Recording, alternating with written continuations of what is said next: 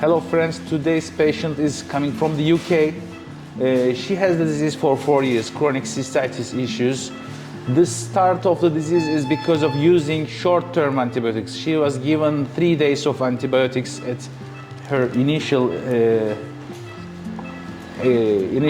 UTI. So it's usually a problem. So she had a previous cystoscopy in the UK, but now I am checking with our rigid instrument and let's see the bladder. Okay, this is normal bladder wall. It seems a little too much, capillaries are too much, but the important part is not those walls in the bladder. The important part is the entrance. Look at this is the entrance, bladder neck, and just in the bladder neck, see these tissues. These all abnormal leukoplakia tissues. Really too much, really intensive. Look at them. We must get rid of these. This is not normal. This is the normal bladder wall. Bladder wall must be like this. But this is right ureteric orifice. I saw some, look at this. This is a island of, okay, they are connected. Here, it's, when you come close, this is usually not visible, but when I look from a distance, I can see there is a fulguration, there is a leukoplakia tissue island there. Yeah, let's look at the left side. Again, same. These are important tricks because when you look in a normal way, sometimes with rigid instruments, you see this is the orifice. You cannot identify any abnormality here. But here is the,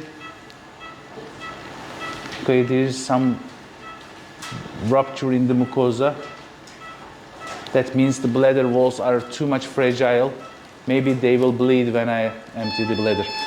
Okay, now this part is very obvious, but I want to check the bladder neck completely, the upper part of the bladder. So I will look with the flexible because as you see, with the rigid instruments, it's not possible to identify how the bladder neck is affected because from this point of view, it's not easy to visualize the bladder neck completely. So look at these bladder mucosal tears are started. Look at this part. So the bladder is a little too much fragile. Okay, this is the important instrument. Bladder neck is not visible, the upper part of the bladder neck. So we have to go inside and turn back and look from upside down to see the bladder neck completely. Without doing this, fulguration is not complete. This part, you see the white plaques. They are not as good visible as with the rigid instrument. With the rigid instruments, they are better visualized. But the upper part, oh, hey guys, look, there is real difference. This part is also a little too much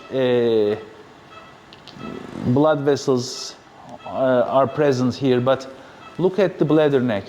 Circumferentially, you can see this is in the left side, the bleeding part here, and trigone, this part is not visible. This part is not visible with the rigid instrument. So now I see this part is the upper part of the bladder neck. So let me explain one more time. Inside, with the rigid instruments, I cannot see this part. So what I do, I go more inside and turn towards my upper, and see my own instrument. And let's look at these tissues. These are abnormal. So, şöyle bir al abi görüntüyü. This part started to bleed. This part started to bleed. Now I will treat these invisible parts with the rigid instrument and check again. There is a lot of visual difference between the rigid and the flexible instrument. So I will empty the bladder now and we'll try to see if there is bleedings in the bladder walls, which we don't want to happen. I will completely empty the bladder walls. Look at this tissue. This is really abnormal island of leukoplakia. Look at this. Take a picture. Look at this. Okay, so there is no bleeding in the bladder walls, which is a good news.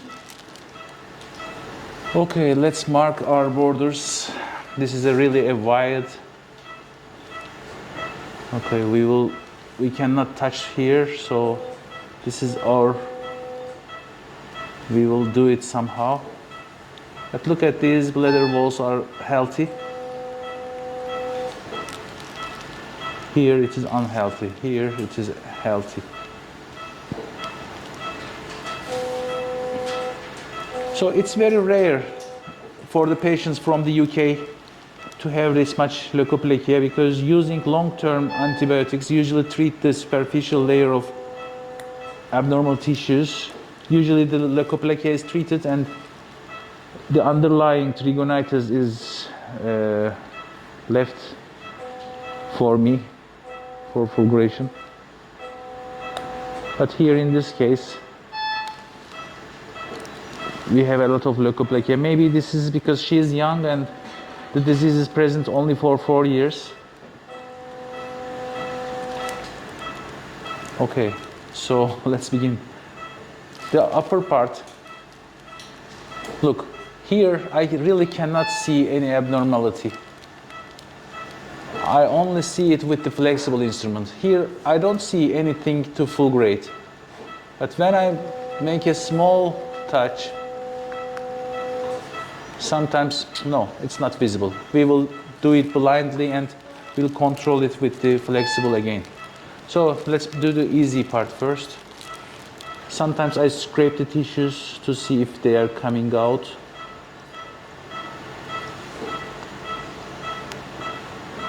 Not too much, okay.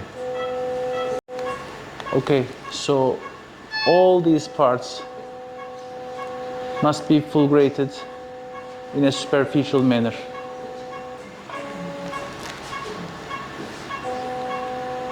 Look at these abnormal veins, vessels. As a reaction to inflammation, all the bladder walls are hypervasculated.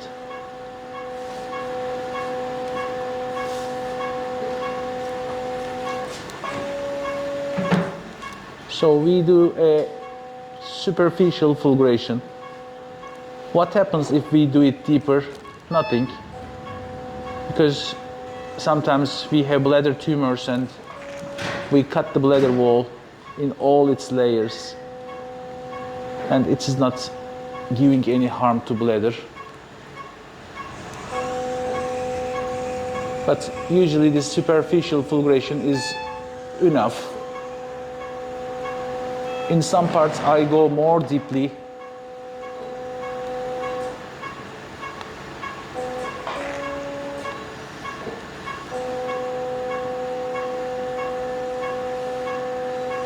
These are abnormal mucosa.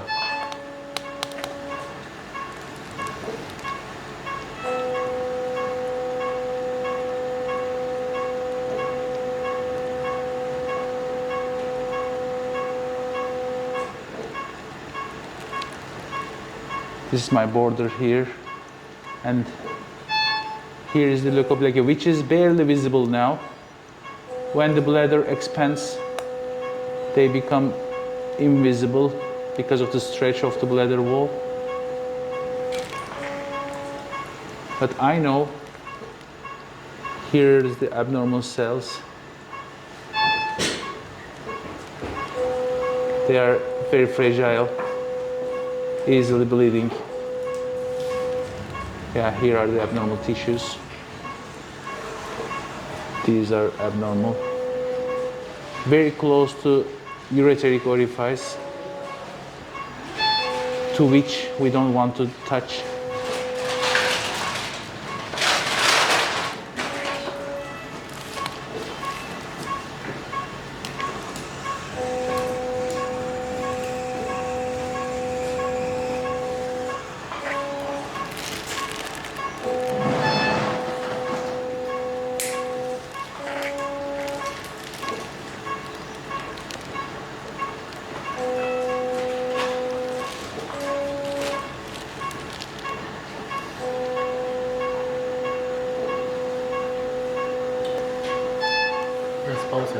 Okay, so this part is very important.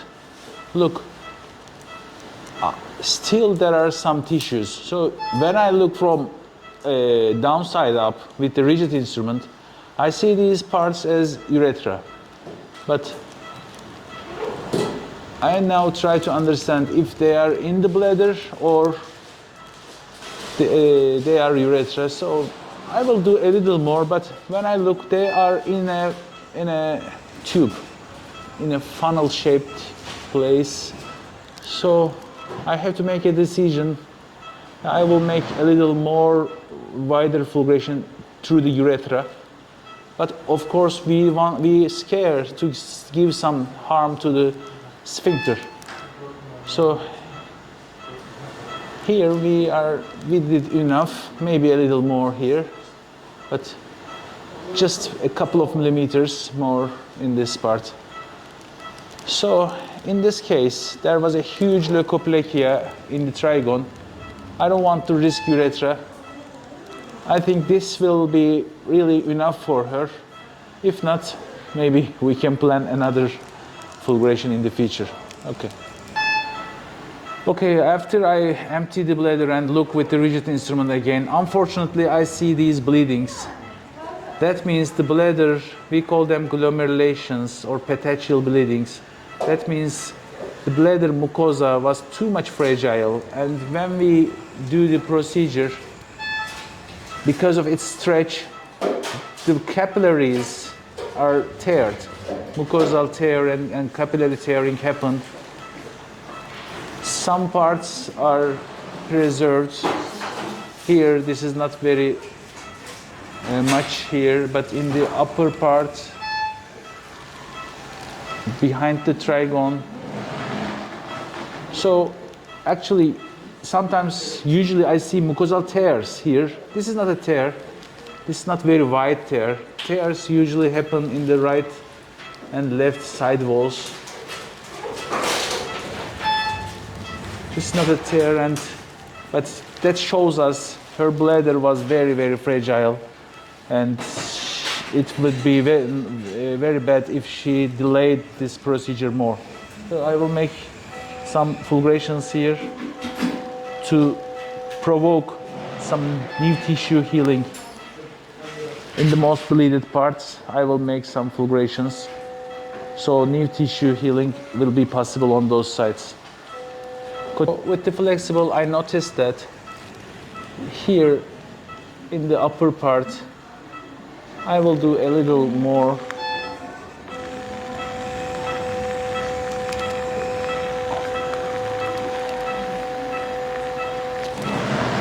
And through the urethra.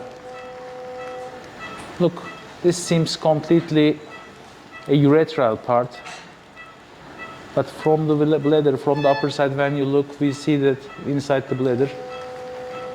Still, this is enough for now. Okay, I will not push too much. She's very young. I think this will be enough for her.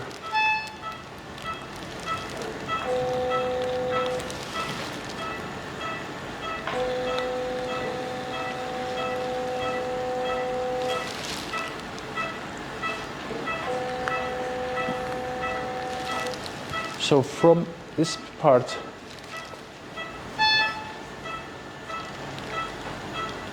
it's the edge.